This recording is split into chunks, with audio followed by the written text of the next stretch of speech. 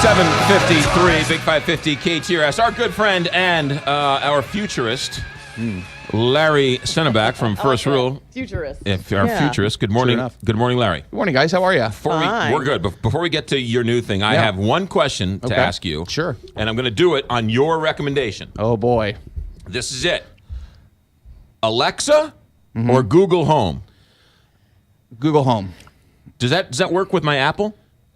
Sure. Yeah, Okay. as long as the Google app. Alexa is not necessarily... Here's the point. At this point, Google Alexa is probably a little better right now, just because it's been out for a year and there's been a lot of people developing for it. Yes. But I think the Google does it better as far as speech recognition. I've used my Google Home now for about a month, and I've actually really fallen in love with it. The ability to control my lights, my thermostat, my audio in my house easily just by talking to it. It's actually been really helpful. All right. I'm going with Google Home. There you go. All right. What do you got for us today? Well, I saw this yesterday, and I figured we had to talk about this. Amazon is taking a foray into another realm that they want to conquer, and that is the physical grocery store, which you might think that's kind of counter to all other things Amazon has, like Amazon Pantry that can deliver your groceries to you. Yes. But there's certain perishable goods that we all kind of like to go to the grocery store to actually buy. Yes. Milk, toilet paper, whatever Bread, it might be. eggs. Right. And so what they've invented, and this is something that Best Buy, Walmart, a lot of companies have been looking into for a while, is a completely a system in which you walk into a grocery store, you pick up what you want, and you walk out. There's no lines, there's no checking out, there's no anything. And basically what they've done is they've installed lots of sensors inside this facility, which right now they have one store that they're testing. It's actually a physical store up in Seattle. Right. And currently only their employees can access it for at least a little while they get all the kinks out. But they've had reporters there all week, and it's really interesting. You walk in, you pick up everything you want, you throw it in your bag, and you walk out. And it all works with the Amazon app on your phone, so you can see what's in your cart. Now, you were saying that somebody picked something up and it showed it on the checkout. Yeah. Then they decided against it and put it back, And immediately removes it from its cart. and it took it off. Yep. So they're using a array of sensors, not only the same sort of sensors that self-driverless cars use. Right. They can sense what you're picking up and when you're doing that. But they've also got things like RFID, which is little tags like barcodes that they can tell when you pick that up and put it right back down.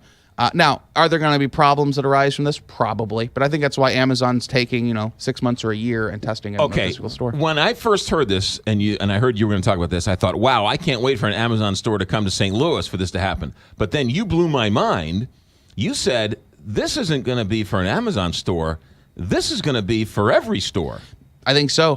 What I imagine is that Amazon will develop this tech and get it so perfect that why wouldn't they sell it to their competitors and just make buku money off of the profit of selling the hardware software system? Right. So Schnooks and Deerbergs, forget the where you have to scan the code. You just walk out and it'll already charge your card. Imagine this on Black Friday when I used to work at a Best Buy ages back, and the line would stretch half a mile out the door, and it was all about people couldn't get through the checkout fast enough. That's really what it came to. There'd be no lines. So now what you do is you'd have the majority of your employees as security through the gate getting in and out, and the rest manages itself. So this is like a step above the now where you don't, you have the option of not having the checkout. Right. You would just put it in your purse and walk out. Now, opponents of this technology obviously are decrying that cashiers are one of the biggest professions in the United States, about 3.5 million cashiers in the United States. So are Anvil salesmen. Exactly. At the end of the day,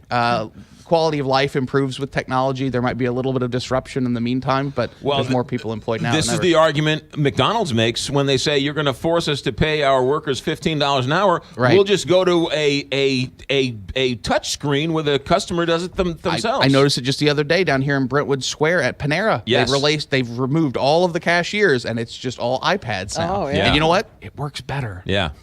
Yeah, you don't have to deal with those humans. They call it what Amazon Go is the actual physical store. Yeah, but they also call it just leave the store technology. Yeah, just leave. Really creative advertising right there. We call it the shoplifting technology. Right. Because it looks doesn't like make it feel like you're shoplifting. Amazon has turned shoplifting into shopping. Yes. That is amazing. All right, our futurist, Larry Stenneback with First Rule. Unbelievable stuff. The Amazon Go store. Love it. 8:58, Big 550.